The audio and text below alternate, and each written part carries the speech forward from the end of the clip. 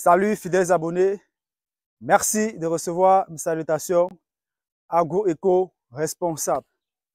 La terre ne trompe pas, c'est vrai, on ne triche pas avec elle.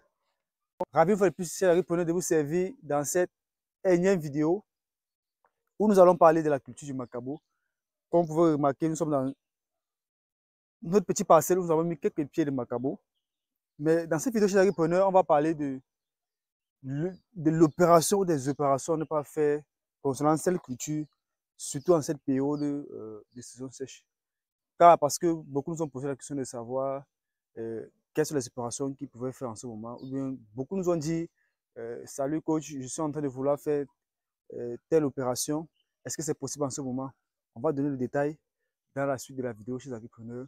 Mais avant de donner les détails sur les opérations à ne pas faire concernant la culture macabo en cette période-ci, si vous nous découvrez à travers cette vidéo chez les agripreneurs, si vous avez que vous êtes à la recherche de conseils, d'astuces et d'informations qui devront vous permettre de parvenir à une agriculture qui se veut être rentable, stable et durable. Alors rassurez-vous, ce n'est pas un hasard. N'hésitez pas à vous abonner, d'activer la cloche de notification afin de ne rater aucune de nos prochaines vidéos. Car chez nous, c'est l'agriculture de terrain et non celle de bureau. Alors, chers agripreneurs, espérant que vous êtes abonnés, que vous êtes très bien installés. On va donc continuer avec la suite de notre vidéo qui parle de la culture de macabo et surtout des opérations à ne pas faire en ce moment. Alors, chers agripreneurs, vous allez vous rendre compte qu'en ce moment, nous sommes déjà plongés dans la saison sèche. Et qui dit saison sèche, dit période aride. Qui dit aride, c'est aride pour tout le monde, y compris pour les plantes et autres. Vous allez voir donc ici, chez les agripreneurs, on a les plantes de macabo au niveau du feuillage qui montrent déjà l'effet du soleil avec le stress. Il y a d'autres feuilles qui ont déjà complètement sénessé. Voilà. Ceci montre l'impact de la sécheresse. Alors, quelle est l'opération, quelles sont les opérations à ne pas faire? Il y a un abonné qui nous a écrit demandant s'il pouvait faire le sarclobutage de ces macabos et le stress apical en cette période-ci. Là, déjà, je réponds non. En cette période, vous ne devez pas faire le stress apical. On dit stress apical, c'est-à-dire qu'on stresse la plante. Le stress apical se fait en saison de pluie. Sauf si vous faites une culture irriguée de macabo. Je ne pense pas que c'est le cas. Alors, si vous ne faites pas une culture irriguée, vous faites éviter le stress apical. Le stress apical, c'est en saison de pluie et ça permet, pour ceux qui ont eu à voir la vidéo, on a fait ça sur la saison des pluies. Ça permet de booster le rendement tout en taillant les feuilles. Vous voyez que maintenant, si la plante est stressée, on vient encore tailler les feuilles maintenant. Il n'y a pas assez de réserves hydriques pour que la plante puisse se revigorer, puisse se régénérer et fournir de très grands rendements. Ça va par conséquent impacter davantage sur la plante. Parce que quand il fait chaud, la plante elle-même limite certains mécanismes pour ne pas dépenser trop d'énergie. Donc, si on veut encore faire le stress apical en ce moment, ce n'est pas bon. Donc, en ce moment, vous devez éviter le stress apical. Maintenant, chers agripreneurs, revenons au sarclobutage. Vous ne devez pas faire le sarclobutage en ce moment. Ce que vous pouvez faire en ce moment, chers agripreneurs, c'est tout simplement, vous voyez par exemple ici, on a quelques pieds de macabo. On avait déjà sur le caméra pour avancer. On avait déjà fait notre butage en saison de pluie. Maintenant, ce qu'on peut faire, c'est quoi, chers agripreneurs?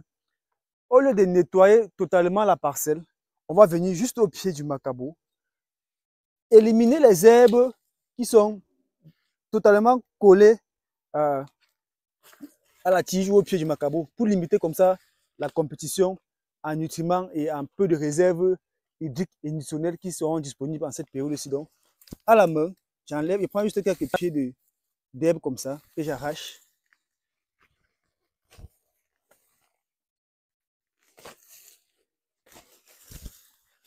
Je libère ces herbes qui sont totalement trop collées au pied de mon macabo pour limiter comme ça la compétition afin que le pied de macabo puisse s'épanouir et profiter au maximum, vu que nous sommes en saison sèche, du peu de réserves disponibles pour que les herbes ne puissent pas l'empêcher de s'épanouir. Vous voyez, chez les agripreneurs, c'est ce que je fais. Je peux laisser les herbes tout autour dans les intervalles qui n'empêchent pas ou qui ne dérangent pas assez mon macabo. Ouais, maintenant, pour ce qui est du butage, il faudrait dire que chez les agripreneurs, le butage aussi a pour objectif de solidifier le macabo, de pouvoir accroître sur le rendement. Parce que lorsqu'on met la terre, ça permet d'induire certaines racines qui vont impacter sur la tubérisation. En ce moment, chez agriculteurs, la terre est dure. Vous voyez, regardez, la terre est bien dure. Donc, si je vais faire le staclobutage là maintenant, ça n'aura pas trop d'impact parce que quand je vais mettre, si je mets là, vous voyez que ça n'aura pas trop d'impact. Généralement, quand on met le staclobutage, quand on met la terre sur le macabo, sanction de pluie, ça fait que la pluie vient compacter cela. Et la partie où on a mis la terre en contact avec la terre, ça induit encore des racines qui vont booster la tubérisation. Mais en ce moment, il n'y a pas d'eau. Le sol est hyper sec. C'est hyper pénible. Ça demande beaucoup de dépenses en énergie pour celui qui fait ce travail. Et le résultat pour la plante n'est pas au rendez-vous. Donc, en cette période, si vous faites de la culture du macabo, vous pouvez tout simplement dégager au pied du macabo les herbes qui sont vraiment collées à la tige pour limiter et réduire davantage la compétition entre vos plants de macabo et les herbes. Donc, pour ce qui est de l'opération du stress apical, il faut éviter. Pour ce qui est de l'opération du butage, en ce moment, ce n'est pas nécessaire parce que le sol est sec et ça n'a pas d'impact. Donc, patientez, la saison des pluies revient et puis vous faites votre staclobutage et compris votre stress apical. Donc, maintenant, quand faire le stress apical ou le staclobutage, c'est généralement en pleine saison des pluies, soit 1 mois ou 2 mois avant la fin des pluies. Ça, c'est important. Là, ça aura un impact sur la production et sur la qualité du rendement.